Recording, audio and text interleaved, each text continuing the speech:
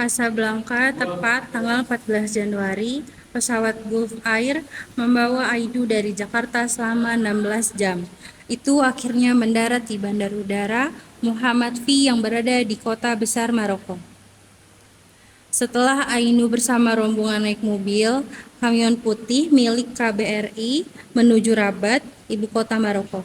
Benar-benar Ainu tidak menyangka bahwa akhirnya ia sampai ke tempat yang ia sabut skenanya saat ditanya oleh ayahnya. Hampir 2 bulan ia harus bolak-balik Mojosari, Jakarta untuk mengurus keperluan studi ke Maroko. Sampai akhirnya ia diminta berangkat bareng rombongan mahasiswa yang mendapat beasiswa S2 dari Departemen Agama. Maroko saat itu sedang musim dingin, maka sejak dari dalam pesawat, semua diminta memakai jas mantel yang tebal. Namun, karena belum terbiasa dengan iklim di Maroko, tetap saja hawa dingin itu terasa sampai ke tulang. Saja deh, nanti juga kalian akan terbiasa. Bahkan kalau sudah tinggal beberapa bulan, kalian malah jadi tambah betah. Apalagi kalau sudah menikmati eksotisme Maroko. Oh iya Pak, apakah orang sini hanya suka buah jeruk dan buah apel saja? Oh tidak, mereka suka semua buah. Hanya saja di musim dingin ini masanya buah jeruk dan melon. Nanti musim panasnya kalian akan melihat banyak buah melon. Masyarakat di sini rata-rata menggarap pertanian dan perkebunan, dan itu mereka lakukan sepanjang tahun. Setelah 1 jam perjalanan, Ainu dan rombongan sampai di Rabat. Dari kota Rabat, mereka lalu dibawa ke kota Tetouan, tempat Universitas Qarawiyyin berada. Di sana mereka akan ditempatkan di sebuah flat yang sekaligus asrama mahasiswa Indonesia di Maroko, yang tergabung dalam PPI atau Persatuan Pelajar Indonesia. Mereka terdiri dari mahasiswa S1 dan juga S2. Qarawiyyin adalah universitas ternama di Maroko. Sebagaimana Al-Azhar di Mesir, universitas ini juga membuka berbagai fakultas dan jurusan. Ainu mengambil jurusan Akidah Filsafat di Fakultas Ushuluddin, sementara beberapa temannya ada yang mengambil jurusan Fikih dan Usul Fikih di Fakultas Syariah. Sebagai mahasiswa tahun pertama, Ainu sepertinya tidak ingin menghabiskan waktunya tanpa membaca dan membaca.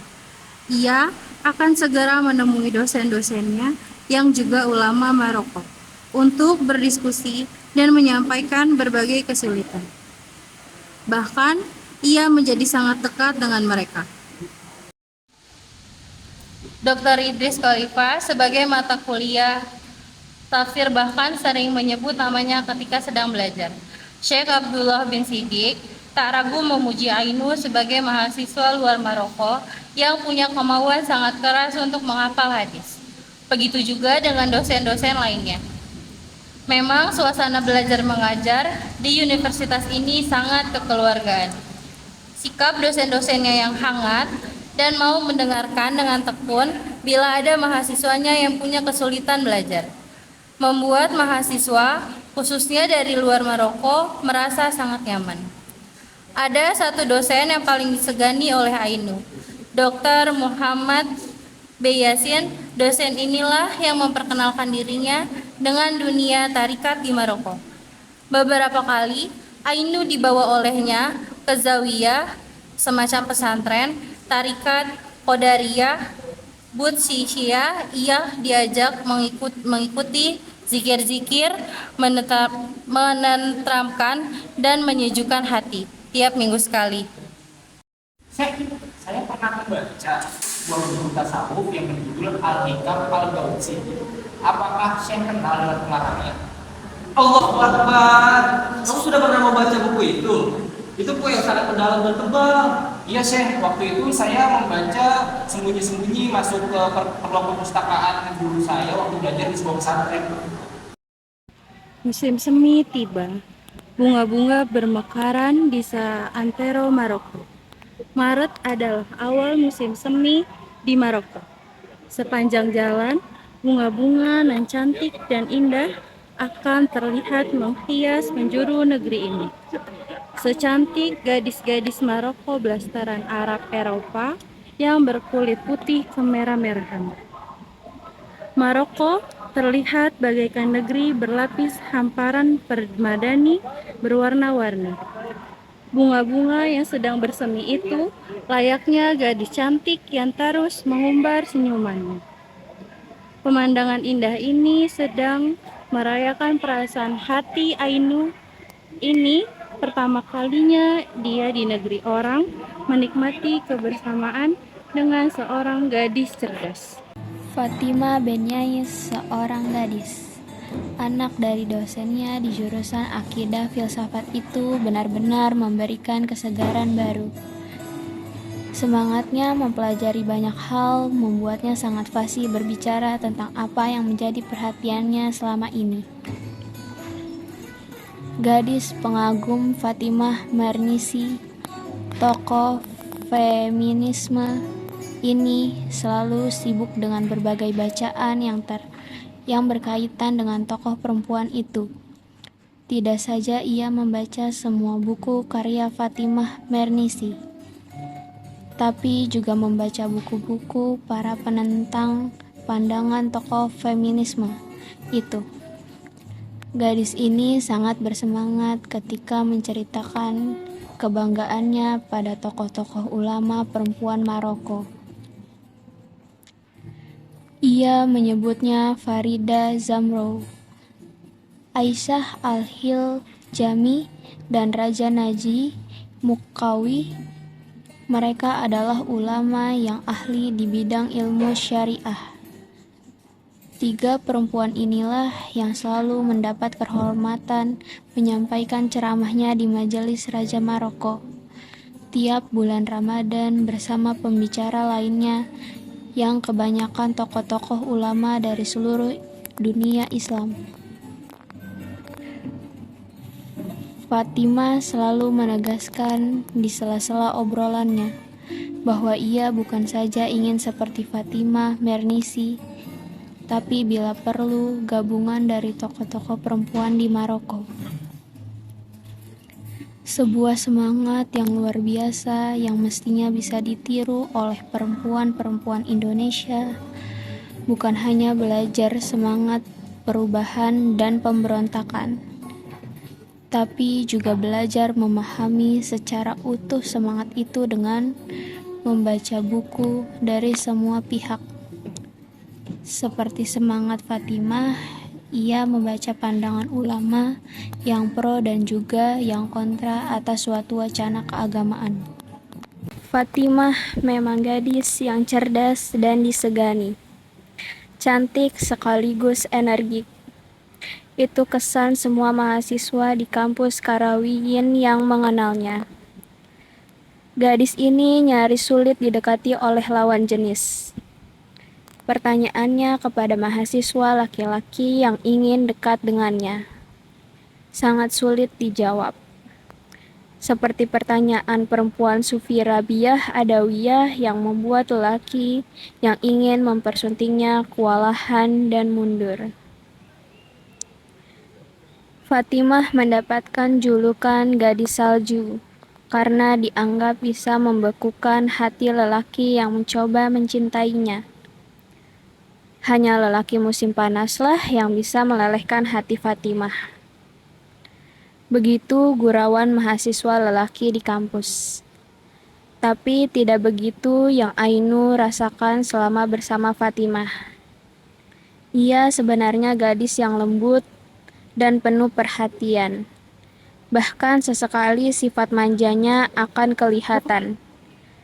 Apa mungkin karena Ainu punya kesempatan lebih banyak bersama Fatimah? Atau juga penerimaan Fatimah atasnya sebab permintaan dari Benyais ayahnya? Tahun keempat sudah Ainu melewati belajar di Universitas Karawiyin.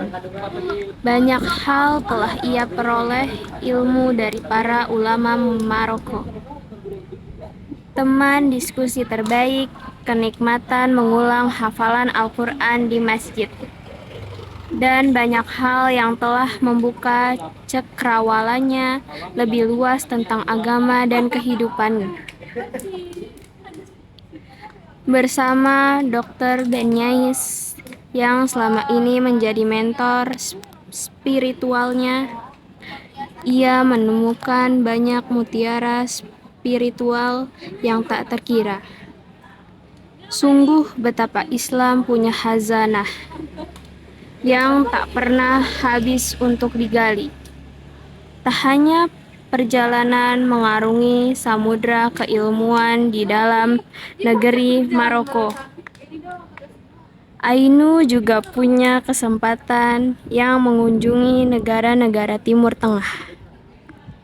Ini terjadi setelah Dr. Benyais mendengarkan cerita yang disampaikan Ainu tentang mimpinya saat menjalani khalwat dulu. Di setiap tempat ada tanda dan jejaknya. Kata-kata ini sangat sering diucapkan oleh Dr. Benyais kepada Ainu. Kata-kata yang sama juga beliau katakan saat sedang menyeberang Selat Gibraltar menuju Spanyol.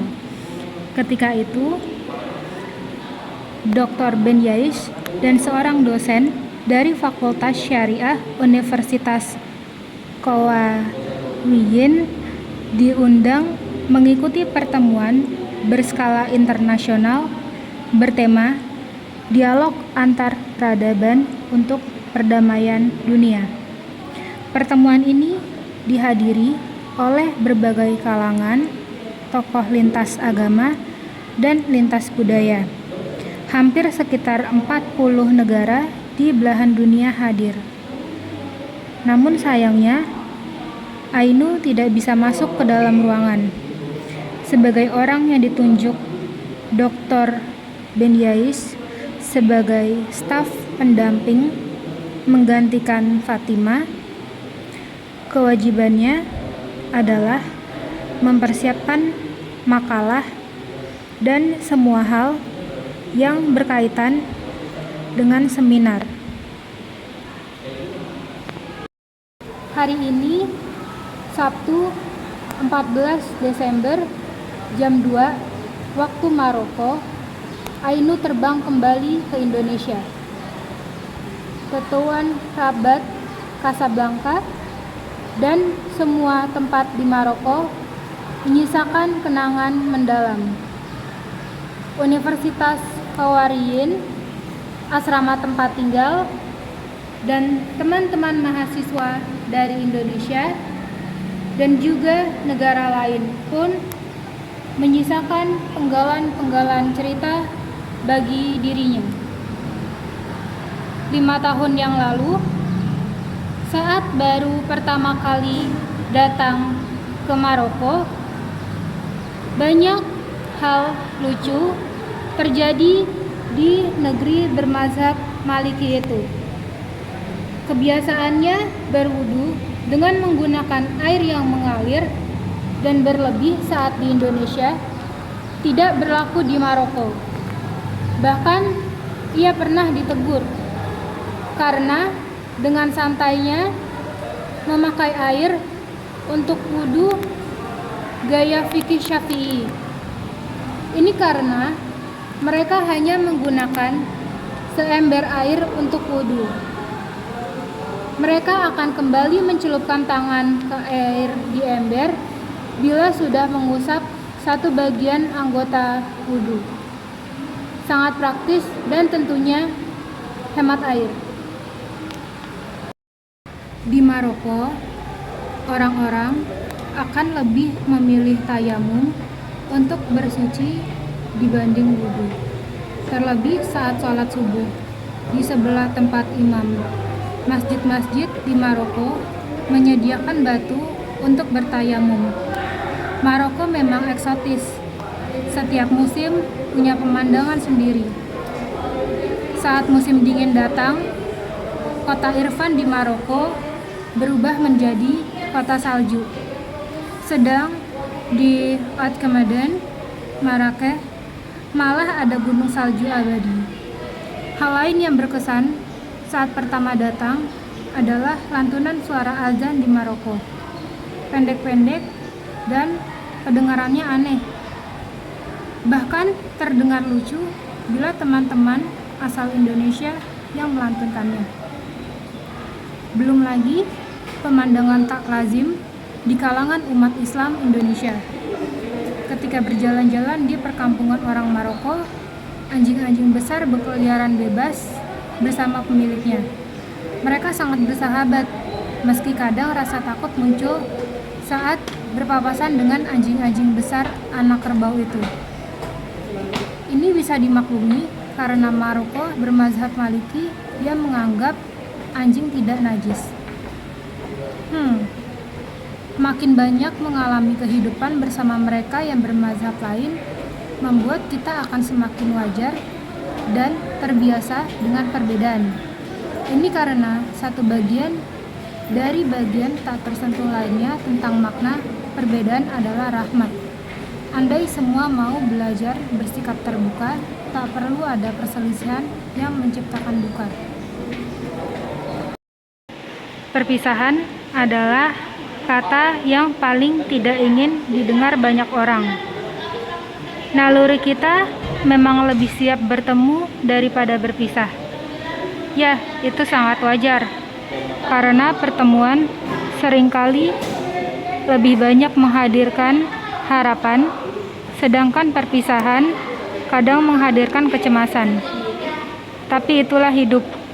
Perpisahan dan pertemuan akan selalu ada sebagai bagian dari keseimbangan hidup itu sendiri. Ainu sadar, ia tak akan lagi menikmati hari-hari penuh duka dan suka bersama teman-temannya. Tak ada lagi pertengkaran sengit yang berakhir dengan gurauan lucu.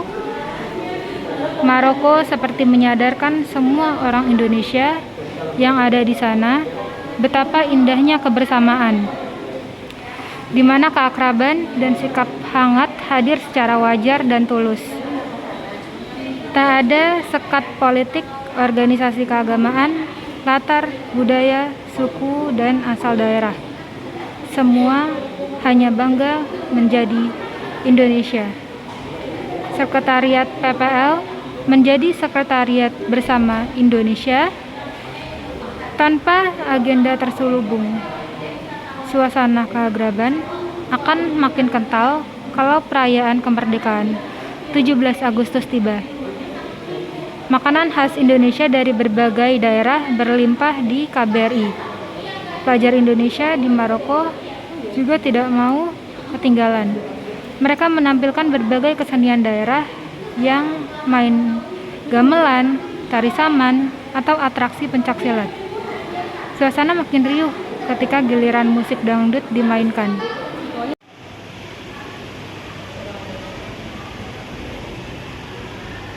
Ini tentang manusia yang saya janjikan dalam kepada kamu. Kamu harus hafal semua hikmahnya dan jadikan bagian dari diri kamu.